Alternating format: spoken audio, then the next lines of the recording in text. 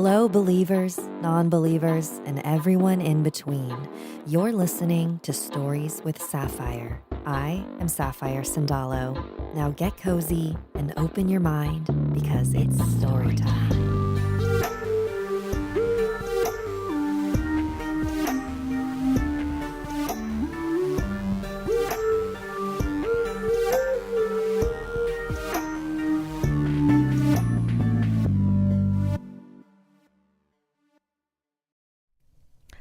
Hello, happy Wednesday, and welcome to Stories with Sapphire Live. I'm your Ate Sapphire.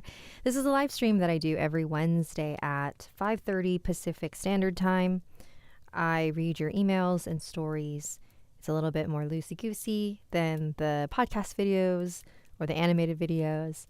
But if you have a story that you would like to submit, send it here to send it here to storieswithsapphire@gmail.com. And if this is your first time here, at the very end of the stream, I pull a card for a collective reading for all of us from this deck, the Angels and Ancestors Oracle deck. And before we begin, I wanted to remind everyone that I also have a podcast.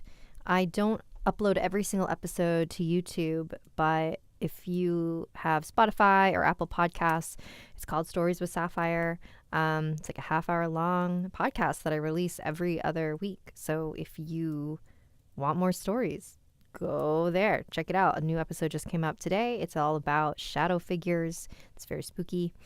So go check that out if you want. So hi, Hedel Productions, Royo Froyo, Coincidence, Alex Tinsley, Michaela Zaragoza, Cian Coney, Orphans, Caitlin Aboud, Enola Derp. Welcome. Are you ready for your first story? This one's called Duende, and this is from Christina. Hello, Ate Sapphire. I want to share a story of mine again. I'm the one who wrote Mischievous Mia, and actually, Mia is not the only paranormal experience that I've encountered. As a kid, I was already exposed to a lot of paranormal stuff since my father used to be a fortune teller. This story is about the Duende. I know you've had too many stories about that already, but I hoped you would read mine. Oh my gosh, sorry. I have hiccups. It was on my 5th or 6th grade.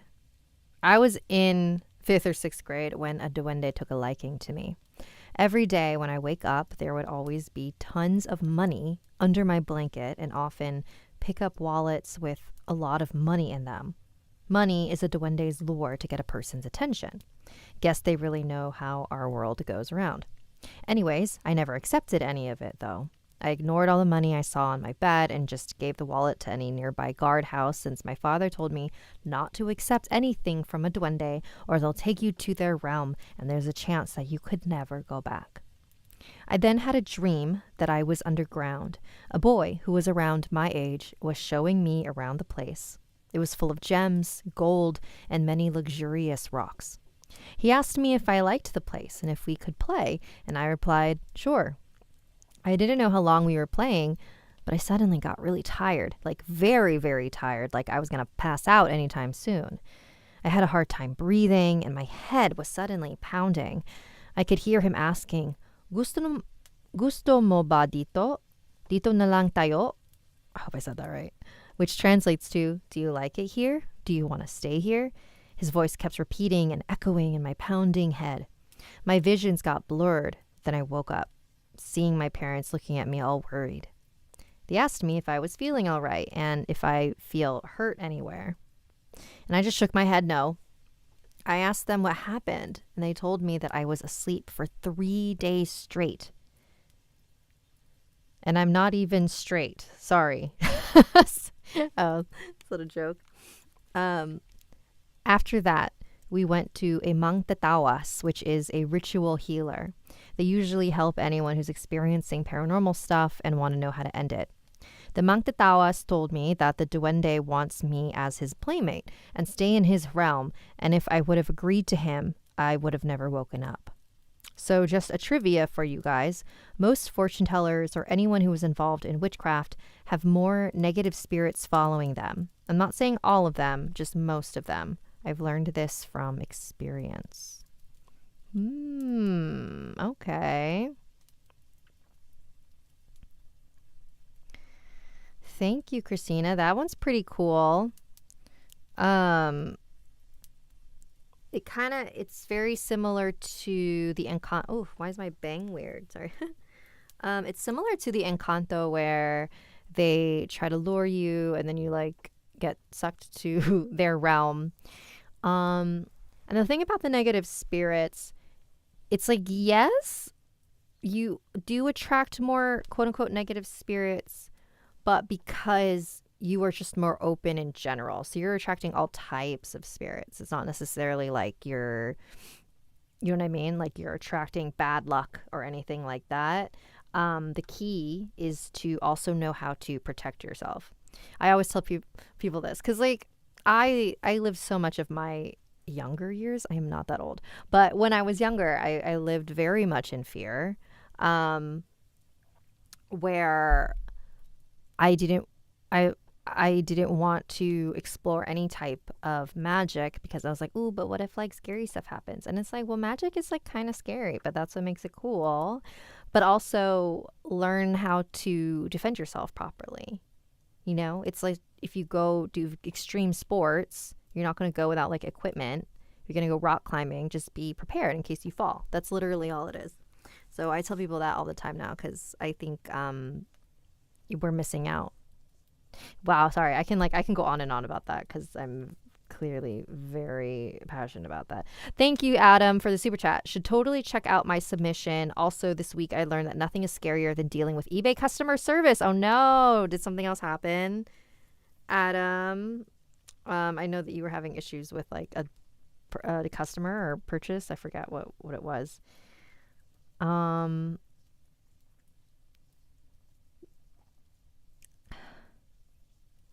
Or are people still asking why I left the other company? I'm so done talking about that. Like, you can Google it. It's fine. Okay, so we've got another story. This is from Mushroom Monarch. That's a cool name. It's called A Story from When I Was Younger. This would have happened when I was about 11. We were staying on my aunt's farm in Oregon because the house we were going to buy ended up falling through. We were staying in a trailer under the barn with me, my brother, and 2 of my parents, along with a cat and 3 dogs. One night, I woke up really needing the bathroom. The moon wasn't bright, so I grabbed my father's phone to use as a flashlight. I made sure the door was shut tight. Making my way down to the farmhouse my aunt and her family lived in, seeing as the bathroom in the trailer didn't work. I had gone into the house as quiet as I could, used the restroom, then left the house. As I started walking back up the gravel road, I heard howling. Unlike our dogs, I had been told stories of bears and the like coming down onto the property, so I hadn't thought much of it until I heard running. I sprinted back into the house, closing the door behind me, and hid under the kitchen table. I had dropped the phone outside. I listened carefully to the noise coming from outside, but I couldn't hear the animals running or howling anymore. I could hear a pair of human footsteps, the same sound that a nice pair of shoes makes on gravel. I held my breath for as long as possible, just listening to the steps getting closer and closer, until my father walked in. He told me that the door had been left open on the camper and the dog's cold noses woke him up. He walked the back to the camper, calling me a chicken and the like, making fun of me for being scared. You know how you can tell different people's walk styles, no matter what they're walking on, based on the seconds between footfalls and the way they distribute their weight? The only problem was those weren't his footsteps I was hearing while hiding. He wasn't wearing shoes either. The dogs were also all asleep and weren't cold to the touch. I never did find out what happened that night, seeing as I went back down to my mom's that summer, but I think about it a lot. I enjoy walking my dog at night now, but I always make sure to listen to her. I don't want to encounter anything like that night again. Ooh. That's creepy. Or maybe your dad's a werewolf. I don't know. Does that work? Okay. Well, thank you for that, Mushroom Monarch, Mushroom King, or Queen. Let me catch up with the chat here. So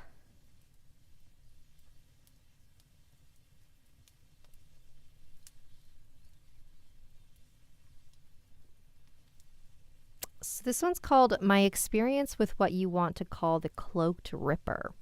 Okay. Seems creepy.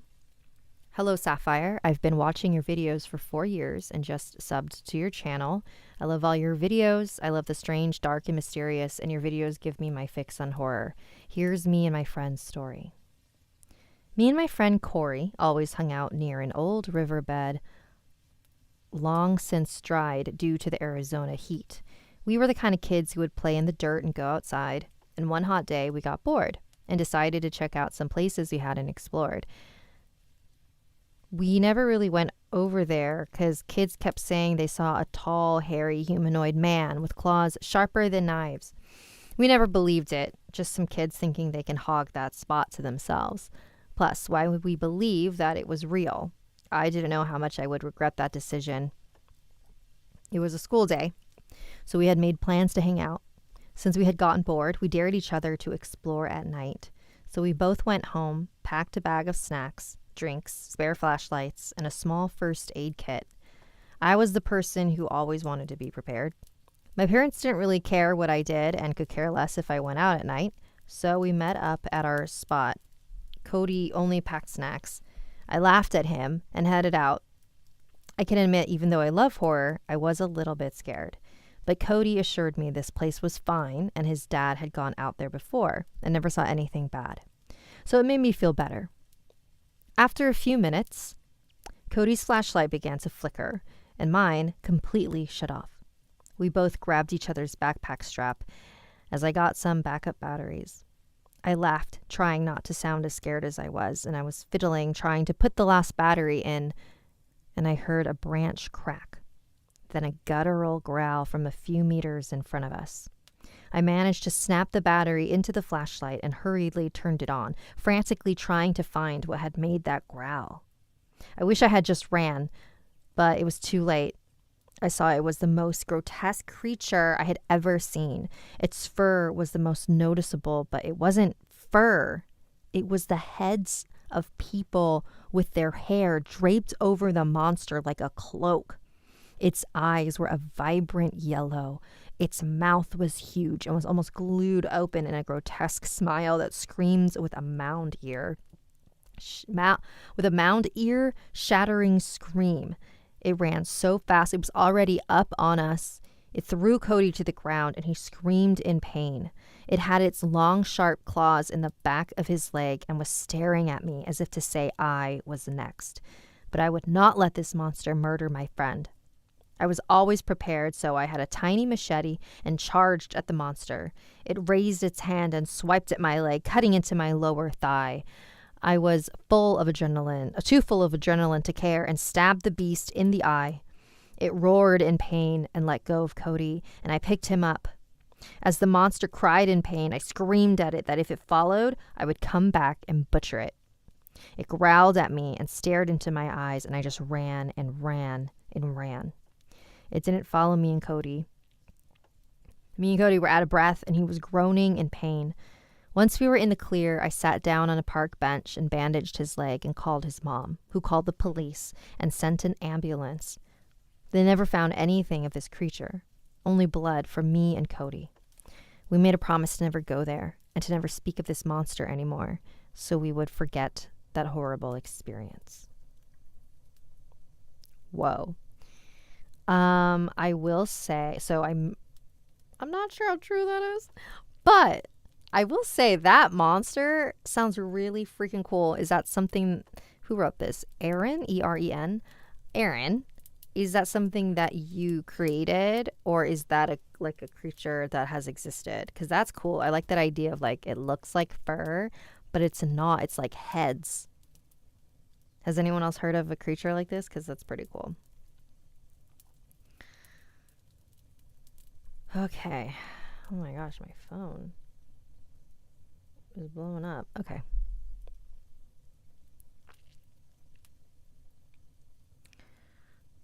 Oh, wait, I need to move that one from live stream today. Yep, okay. All right, this one is called The Nightmare Chaser from Sakura. Allow me to tell all of you this recurring nightmare I had as a child. It always started the same and ended the same, no matter what happened. I don't know where the nightmare came from or why it kept showing up in my dreams.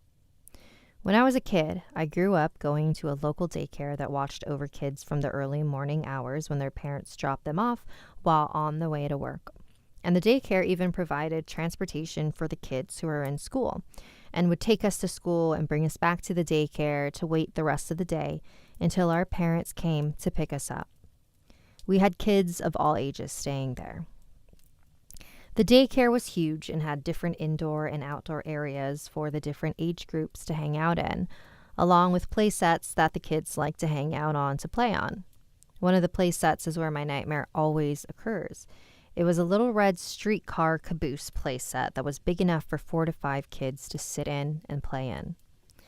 In my nightmare, I see a woman standing in the daycare looking scared as she runs through the daycare screaming for help while being chased by a dark figure. And the chase seems to go on forever before they finally reach the area of the daycare where the streetcar playset is, which is somehow now bigger than it should be because the two of them manage to get inside with no problem. But the woman becomes trapped and killed by the thing that is chasing her. That's how the dream always began and ends for as long as I could remember. I kept the dream to myself for years, though I remember years later, after I was old enough to stop going to daycare, that I once casually asked my mom if anything strange ever happened at the daycare that she knew of, and she said no. Okay. You know what? If I had to guess, I feel like I'm wondering if in your dream, you're picking up on something that had happened there at the daycare, or you're picking up on like some entity that's like still there.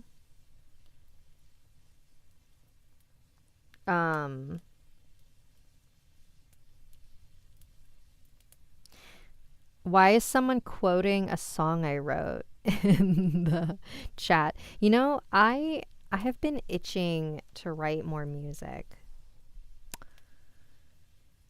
but I just like don't know what to write.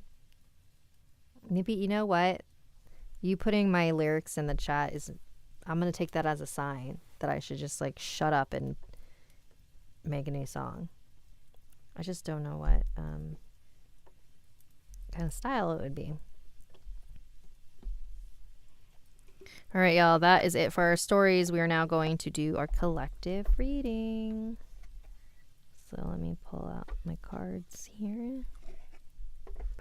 Okay. A scary song. 6.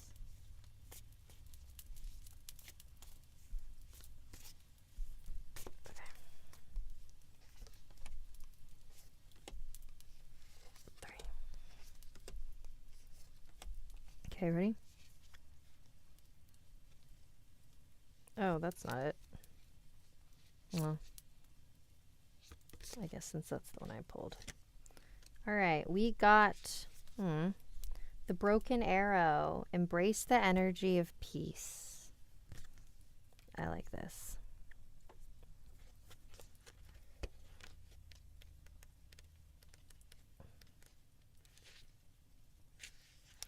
Let go of the need to defend yourself and prepare to offer peace. You are safe.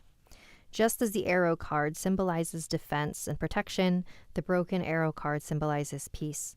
In Native American traditions, a broken arrow would mean that tribes were no longer fighting one another, but were making alliances. When you see a broken arrow in a meditation, vision, dream, or reading, it is a message that you no longer need to fight because peace has arrived. This is a powerful symbol of harmony, serenity, and community. If you have been exposed to a situation in which you have felt the need to protect yourself or defend what you feel is right, know that this is now coming to an end. With the arrival of the broken arrow card, you are being guided to know that the energies of light are entering to wash away all the darkness.